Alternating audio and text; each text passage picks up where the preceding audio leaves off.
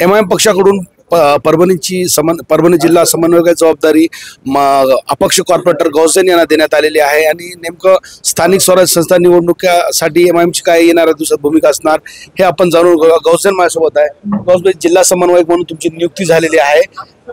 स्थानिक स्वराज्य संस्था निवडणुकीच्या तोंडावर कसं पाहताय निवडीकर? परभणी बरेच वर्षापासून विकास वंचित असून एमआयएमला एक स्वर्ण संधी आहे की आम्ही इलेक्शन पूर्ण ताकदीने लढू। महापालिका असो, नगरपालिका असो, नगरपंचायत असो आणि ठराविक काही जिल्हा परिषद आणि पंचायत समिती असो, एमआयएम पक्षाचे आमचे जे प्रदेश अध्यक्ष इम्तियाज जलील साहेब त्यांनी आदेश दिला आहे की परभणी जिल्ह्यात आपल्या ताकदीने पूर्ण ताकदीने इलेक्शन लढवलं गेलं पाहिजे। आणि एक नवीन समन्वयक परभणी जिल्हा म्हणून माझ्यासमोर एक जे चुनौती आहे ते संघटन उभा करण्याची आहे। आम्ही येत्या 15 ते 20 दिवसात आम्ही संघटन उभा करू आणि त्या संघटनच्या माध्यमातून आम्ही पूर्ण ताकदीने इलेक्शन लढू।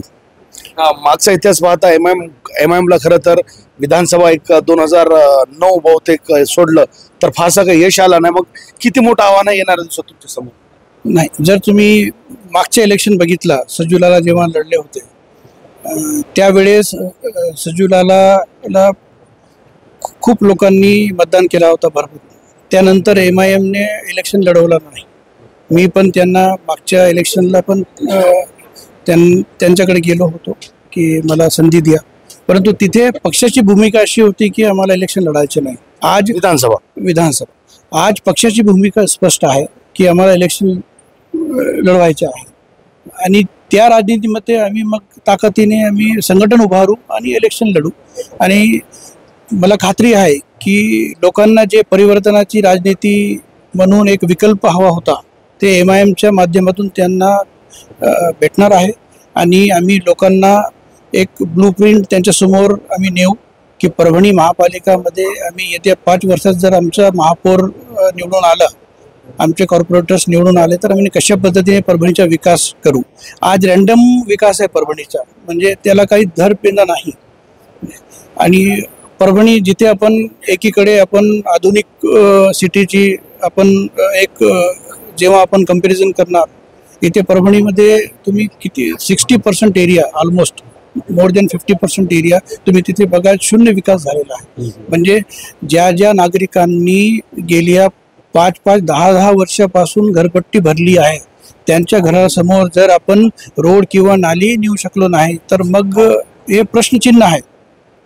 मागच्या 30-35 वर्षापासून काँग्रेस आणि राष्ट्रवादी पक्ष हे दोन्ही सत्तामध्ये आहे, त्यांनी काही विकास केलेला नाही। आज ते लोकांसमोर बोलताय की आम्ही सत्तामध्ये नाही। गेल्या 30 वर्षापासून कोण सत्तामध्ये होतं महाराष्ट्रामध्ये?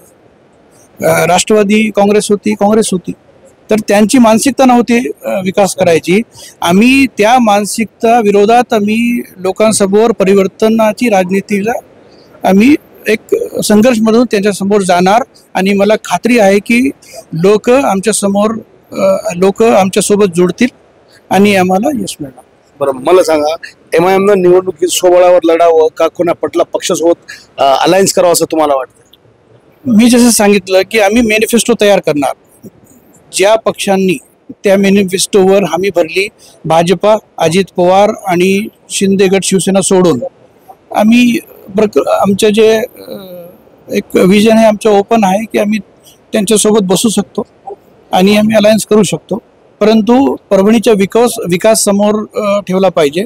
समझोतेची जी राजनीती आहे ते आम्हाला आता करायची नाही।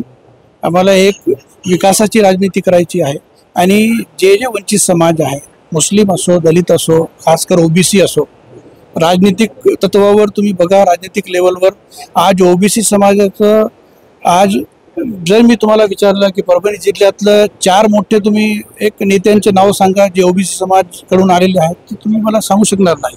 तर हे राजनीतिक कोंडी जी केलेली आहे, मुस्लिम समाज असो, दलित असो किंवा ओबीसी समाज असो, आम्ही त्यांना संधी देऊन त्यांना बळकट करू, त्यांना ताकद देऊ आणि त्यांच्या नेतृत्वाच्या माध्यमातून विकास करू। येणाऱ्या स्थानिक स्वराज्य संस्था निवडणुकीला पूर्णपणे एमआयएम लढवणार आहे बऱ्याच वर्षानंतर? बिलकुल महापालिका, नगरपालिका, नगरपंचायत, काही ठराविक जिल्हा परिषद आणि पंचायत समिती आम्ही लढवणार. गौसेन होते MIMचे नवीन जिल्हा प्रमुखच म्हणावं लागेल त्यांना, कारण आता समन्वयक झालेले आहेत. त्यांनी स्पष्ट केलंय की येणाऱ्या स्थानिक स्वराज्य संस्था निवडणुका हे पूर्ण क्षमतेने MIM लढवणार आहे. काही वैचारिक मित्र सोबत आल्यास त्यांनाही सोबत घेणार आहोत. मात्र परभणीचा खुंटलेला विकास कुठंतरी हा प्रमुख मुद्दा घेऊन येणाऱ्या स्थानिक स्वराज्य संस्था निवडणुकीत MIM पूर्ण ताकदीने या ठिकाणी सामोरे जाणार आहे. कॅमेरा पर्सन सय्यद खिजरसह नझीर खान, TV9 मराठी, परभणी.